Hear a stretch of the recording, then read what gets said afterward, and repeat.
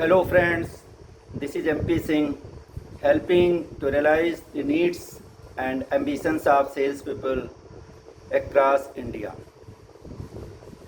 दोस्तों, अगर आप सेल्स में हो, सेल्स प्रोफेशन में हैं अगर आप, और अपने सेल्स प्रोफेशन में आप ग्रो करना चाहते हैं, अपनी करियर को नई ऊंचाइयों तक ले जाना चाहते हैं, तो ये वीडियो आपके लिए है।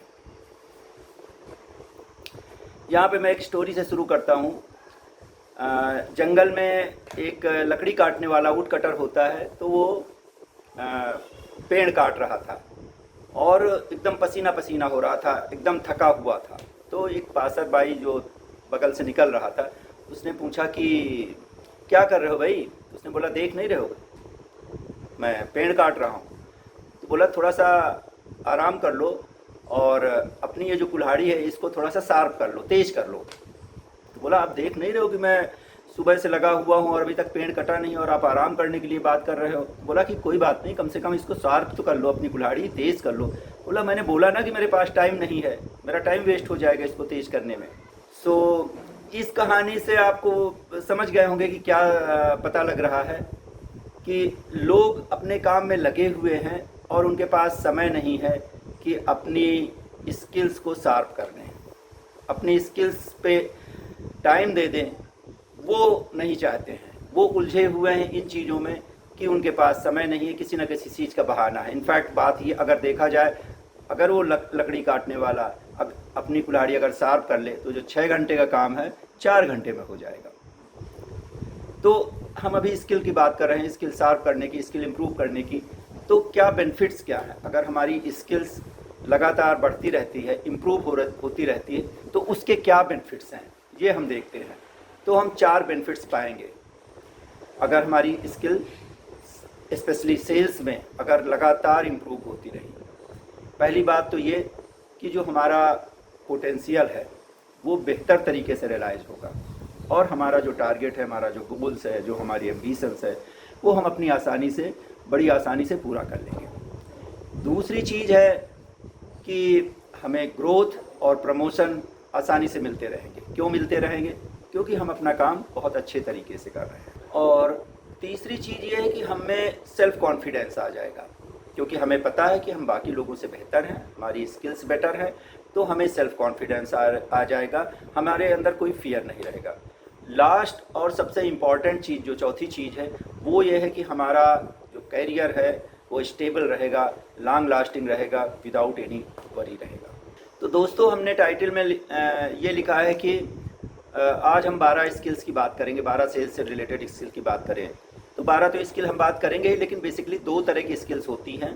बेसिकली दो टाइप्स में स्किल्स को हम डिवाइड कर सकते हैं। एक है हार्ड स्किल और दूसरी है सॉफ्ट स्किल्स। हार्ड स्किल्स वो होती हैं जो प्रॉपर एक फॉर्मल तरीके से अर्न की जाती हैं, जैसे इंस्टीट्यूशंस के थ्रू, फॉर्मल ट्रेनिंग के थ्रू, ऑन जॉब ट्रेनिंग्स के थ्रू, सेमिनार्स में, classroom trainings etcetera etcetera. Soft skills हैं जो समय के साथ, उम्र के साथ, एक्सपीरियंस के साथ ऑटोमेटिक एक्वायर होती हैं। सेल्स में अगर हम बात करें तो दोनों स्किल्स का बराबर का योगदान है और दोनों स्किल्स इसमें इम्पॉर्टेंट हैं। तो आइए दोस्तों, हम देखते हैं कि कौन सी वो 12 सेल्स की स्किल्स हैं जो कि हमें लर्न करना चाहिए और हमें तो सबसे पहले स्किल है रिलेशनशिप बिल्डिंग। सेल्स में आप लोग सारे लोग सेल्स में हैं और आप जानते होंगे कि रिलेशनशिप कितनी इंपॉर्टेंट चीज़ होती है। ये ट्रस्ट का एक दूसरा नाम है रिलेशनशिप, क्योंकि रिलेशनशिप अगर आ गया तो आपके काम जो टफ़ काम होंगे, जो बहुत ही कठिन चीज़ें होंगी, उनकी कठिनाई आधी रह जाती है। तो रिलेशनशिप एक तरह की बॉन्डिंग देता है, एक तरह का रैपो क्रिएट करता है और रिलेशनशिप दोनों लोगों के लिए बेनिफिशियल होती है, जो कस्टमर होता है, जो सेल्स पर्सन होता है, उसके लिए। तो रिलेशनशिप सबसे इम्पॉर्टेंट पिलर है हमारी स्किल सेट का। ये रिलेशनशिप बिल्डिंग स्किल हमारे लिए सबसे महत्वपूर्ण है सेल्स में। दूसरी चीज़ अगर हम बात करें तो एक्टिव लिसनिंग। जनरली क्या सेल्स में होता है, लोगों को ये लगता है कि हम जाके और कस्टमर को सारी चीज़ें एक तरफ से बता देंगे, सारी इन्फॉर्मेशन उसको पास कर देंगे, हमारा काम हो जाएगा। नो, जिम्मेदारी हमारी ये बनती है कि कस्टमर की प्रॉब्लम्स को सुने और हम ध्यान से सुने, और उसके बाद डिसीजन लें। कोई जल्दीबाजी नहीं, क्योंकि बहुत बार ऐसा होता है कि कस्टमर की बातों को अगर आप सुन लेते हैं तो वो संतुष्ट हो जाता है, और अगर आप उसकी बातों को सुनेंगे तो वो भी आपकी बातों को सुनेगा और प्रॉपर ढंग से। तो लिसनिंग को बहुत ज़्यादा इम्पॉर्टेंट हमें अपने सेल्स प्रोफेशन में देना है। तीसरी स्किल है टाइम मैनेजमेंट।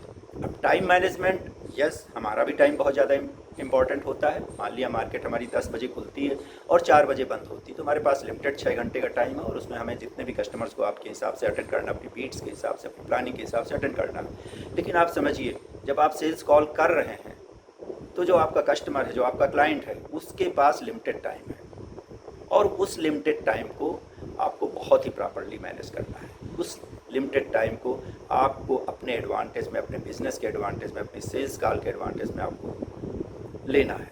तो टाइम मैनेजमेंट हम यहाँ पे बात कर रहे हैं आपके क्लाइंट्स, आपके कस्टमर के पॉइंट ऑफ व्यू से। चौथी चीज़ है स्टोरी टेलिंग। मतलब आप कस्टमर को कोई प्रॉब्लम, अगर कोई अपना प्रोडक्ट बेचने जा रहे हो, तो इस तरीके से प्रेजेंट करो कि जिससे उसको लगेगा कि यस, ये तो हमारे लिए ही बनी हुई है।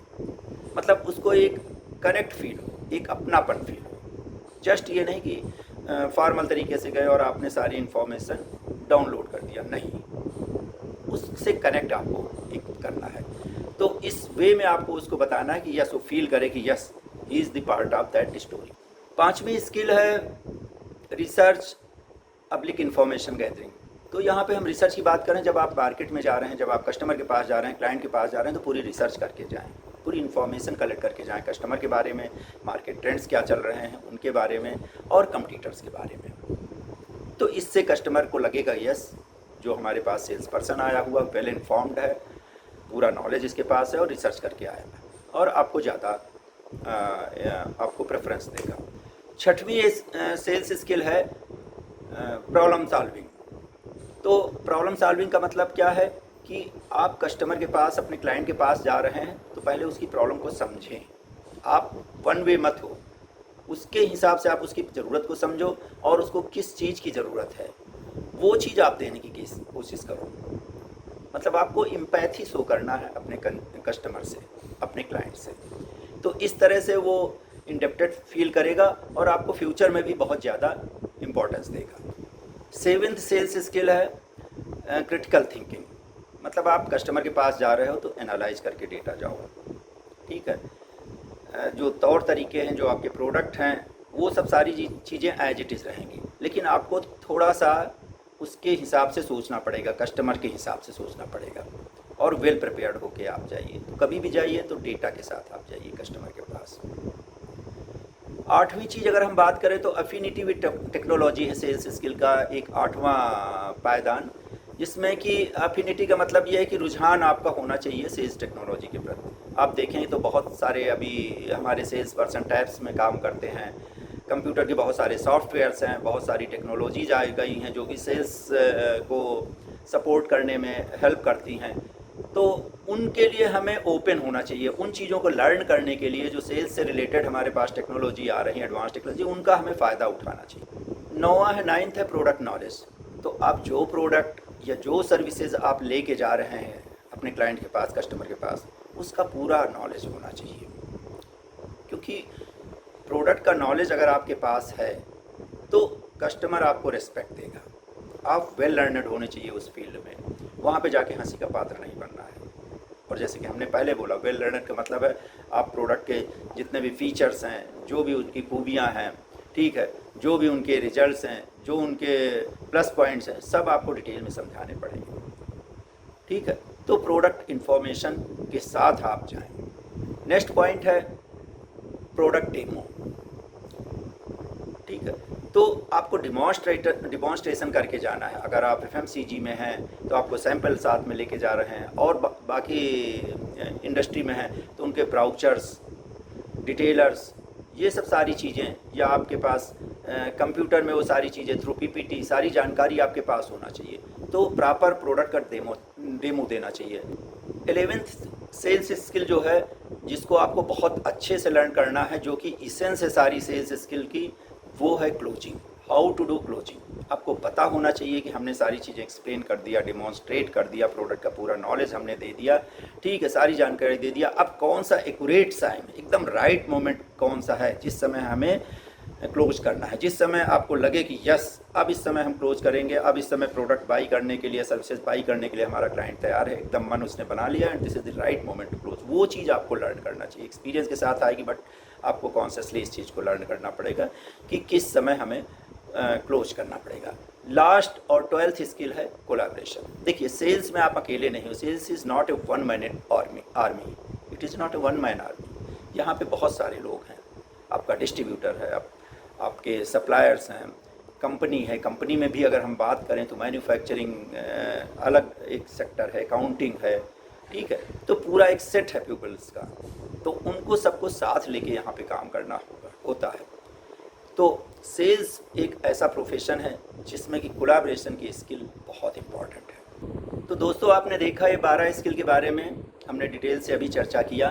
तो सेल्स एक ऐसा करियर है, एक ऐसा प्रोफेशन है जहाँ पे आपको लगातार अपनी सेल्स स्किल को अपडेट करते रहना है, आपको अपने लीडिंग सेल्फ पे काम करते रहना है, आपको सेल्स कॉम्पिटेंसी लगातार बढ़ाना है। ये एक दिन का, एक हफ्ते का, एक महीने का, एक साल का काम नहीं है। और क्यों बढ़ाना है? क्योंकि इसी के साथ साथ हमारे करियर की ग्रोथ होगी। तो सेल्स में अगर हमें सक्सेस होना है, सेल्स में करियर में हमें साइन होना है और एक इसको लंबे समय तक लेके हमें जाना है, तो हमें लगातार इस पे एफर्ट करते रहना है। सो दोस्तों, thank you for watching this video. इस हमारे सेल्स करियर चैनल में हम लगातार हर सैटरडे को सेल्स से रिलेटेड, आप लोगों की ज़रूरतों से रिलेटेड वीडियो पोस्ट करते रहेंगे। कृपया हमारे चैनल को सब्सक्राइब करना ना भूलें। Thank you so much, take care, bye.